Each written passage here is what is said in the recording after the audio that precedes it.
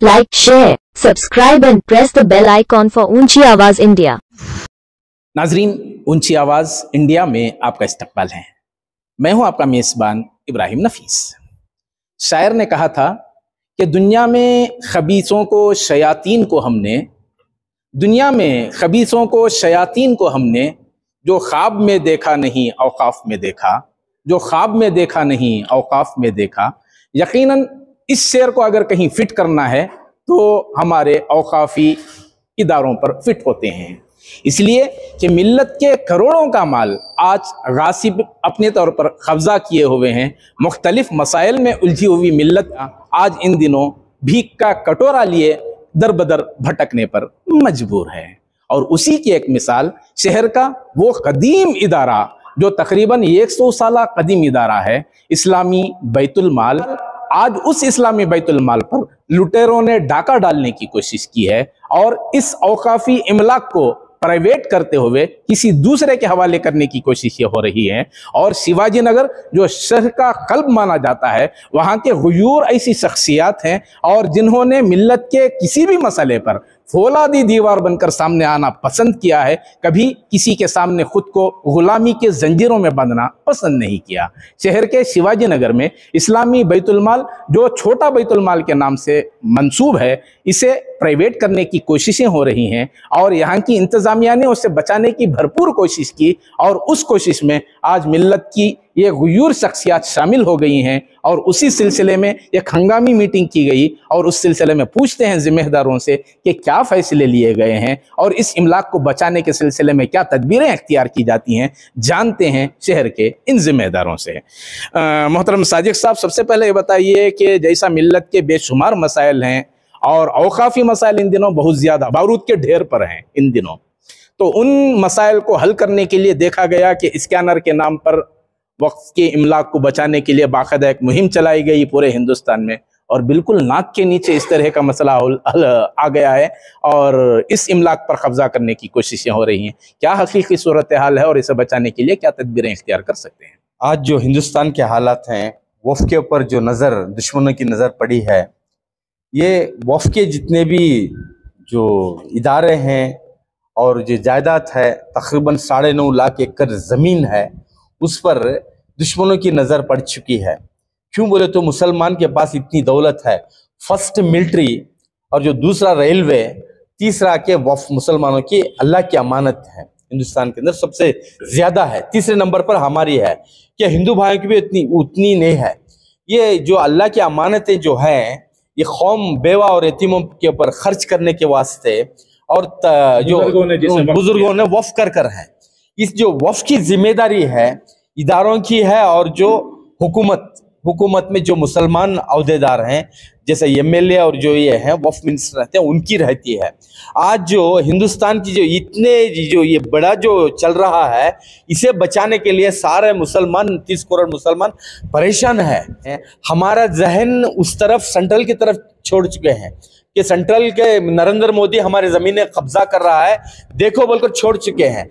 लेकिन नरेंद्र मोदी से ज़्यादा खतरनाक काम जो हमारे रहबर हमें अल्लाह की अमानतों को बचाने वाले बोलकर जिम्मेदारी लेकर आकर हैं, वो लोग अपने चमचों को तू ये हिस्सा ले, तू वो हिस्सा ले ले, तू ये बांट ले, तू वो बांट ले बोलकर दे रहे हैं। किसके बाप का माल है ये अल्लाह की अमानत है, ये बेवार यतीम का माल है। तो हिफाजत हर मुसलमान की हिफाजत है, हर मुसलमान इसकी हिफाजत करना फर्ज है।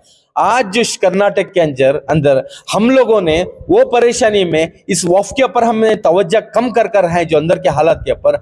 अब हमें लोगों को यहाँ पे शिवाजी नगर के अंदर जो कर्नाटक का पायतख्त है, कर्नाटक की जान है मुसलमानों की, यहाँ पर बैतुल माल 120 साल पुराना इदारा है इस्लामी बैतुल माल। यहाँ पे बहुत से गौर गरीब बच्चों की शादियाँ फ्री में होते हैं, यहाँ से बहुत ताउन हो रहा है।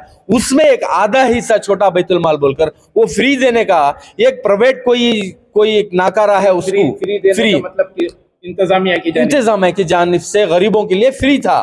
और जो वो प्राइवेट देकर 5 लाख एडवांस 50,000 रुपये किराया महाना बोलकर दे सकती है, किसका माल है ये यतीमों बेवाओं का।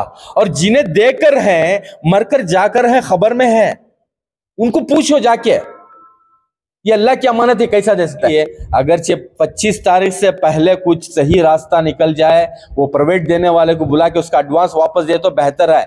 नहीं तो औरतें और बच्चे आएंगे चप्पल लेके मारेंगे हम लोगों को, सबको मिला के, कि तुम लोग क्या कर रहे हो, ये अल्लाह की अमानतें बेच रहे हैं ना, इसलिए तुम लोग रोको बोलकर औरतें आ जाएंगी सड़कें पे।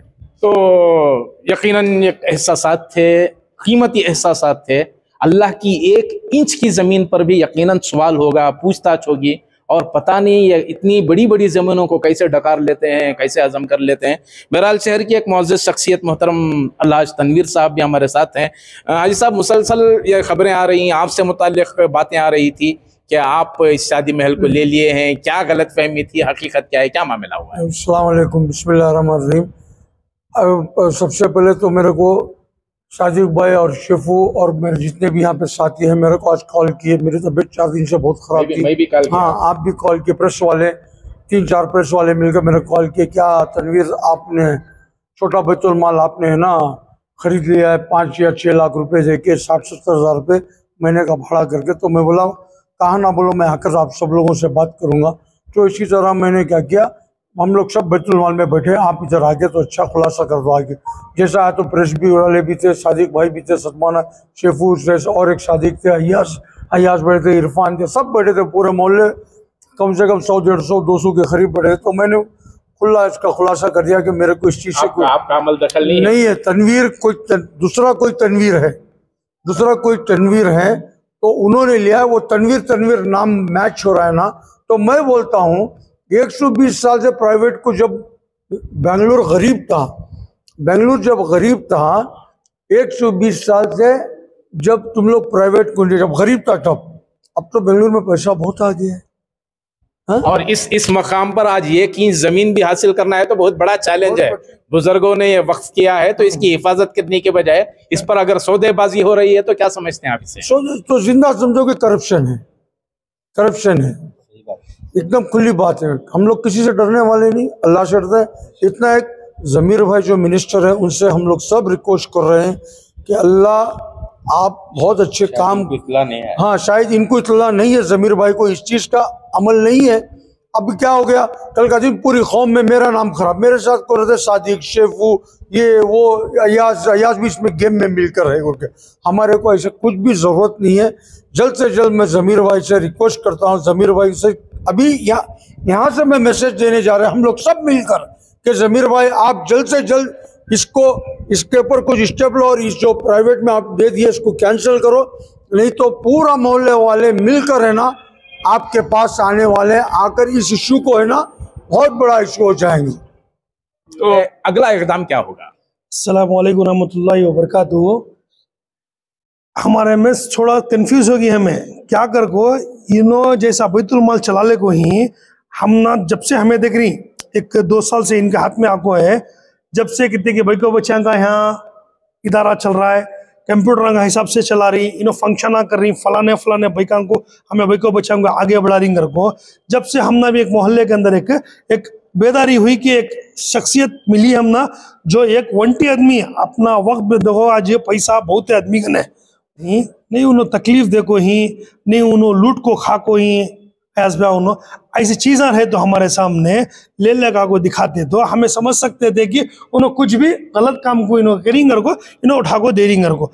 लेकिन ऐसी शख्सियत यहाँ काम कर को आदमी दिन रात अपना घर छोड़ को, बाजू छोड़ूंगा घर, दिन रात अपना घर छोड़ को अपने बच्चा को ले ला को डाल को, इसमें ड्यूटी करा को, या ता मेहनत पड़े उन्हें आदमी 2 साल से, जो उनका एहसास तक नहीं देखी कहाँ की उन्होंने बैठ को वक्बट के आदमी यहाँ मोहल्ले के आदमी को भी नहीं पूछी, हमें दे रही अग्रीमेंट डाल को फलाने आदमी को भी नहीं पूछ रही। एक मोहल्ले में जो इदारा बनता है आवाम से बनता, सो आज हमें ये इदारा देखे कुछ भी नहीं, लेकिन हमें यहाँ के आवाम हमने कौन भी पूछ रहा क्या, एक गली में वो गली में कौन भी आपको एक पूछा क्या वास्ते हमें इनको निकालना चाहिए, कुछ भी नहीं सका। जिस तरह का सलूक हुआ उस पर रिएक्शन क्या रहेगा आपका? अब हमारा रिएक्शन क्या है कि तो जो आज अग्रीमेंट डलाने के वास्ते आको वो वापस लेना 25 तारीख तक नहीं करें तो ये गली गली में जितने भी आवाम है उन्हें रोड पर आकर हमें प्रोटेस्ट करने की पूरी कोशिश कर दी। तो उस सिलसिले में कोई कानूनी अड़चने आएंगी, जिम्मेदारों से मुलाकात करने का कोई मंसूबा, वक्फ बोर्ड के जिम्मेदारों से मिलने का कोई प्लान, ऐसा कुछ तय हुआ है?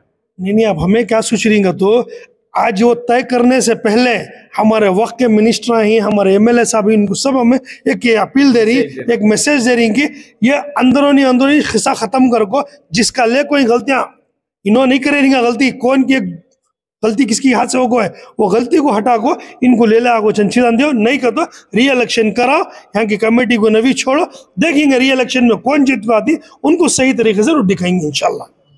तो यकीनन आज मिल्लत इस्लामिया के गयूर शख्सियात की इस जज्बे को सलाम करना चाहिए कि कम से कम ये शऊर जागा है, वरना आज हर कोई अपनी रोटी पर दाल खींचने के चक्कर में है। ऐसे दौर में औकाफी इमलाक को बचाने के सिलसिले में और उसके सुधार के सिलसिले में जिस तरह की संजीदा कोशिशें हो रही हैं और यहाँ की मजलिस मुंतजिमा की जानिब से जिस तरह के इक़दामात अपनाए गए हैं, यकीनन दीगर इदारों के लिए एक मिसाल है। देखना यह है कि औकाफी ज़िम्मेदारान इस सिलसिले में क्या पेशरफ्त अपनाते हैं और इस सिलसिले में क्या नेक्स्ट स्टेप उनका होता है, ये आने वाला वक्त ही बताएगा। वरना मुमकिन है वो जुम्मा की शाम 5 बजे शिवाजी नगर के इस सर्कल पर यहाँ के बच्चे भी शामिल हो जाएंगे एहतजाज में और बड़े भी शामिल हो जाएंगे, और जिन लोगों की यहाँ इससे पहले शादियां हुई हैं मुमकिन है वो लोग भी यहाँ इस एहतजाज में शरीक हो जाएंगे। इस्लामी बैतुल माल सर्कल पर मुनक़िदा इस एहतजाज में पता नहीं क्या क्या गुल खिलने वाले हैं, ये आने वाला वक्त ही बताएगा। नाजरीन, हमारी ये रिपोर्ट आपको कैसी लगी हमें ज़रूर इत्तला करें, और अभी तक आपने हमारा चैनल सब्सक्राइब नहीं किया है तो सब्सक्राइब कर लें और नीचे घंटी के बटन को दबाएं ताकि हर नोटिफिकेशन आप तक बराबर पहुंचे। शुक्रिया।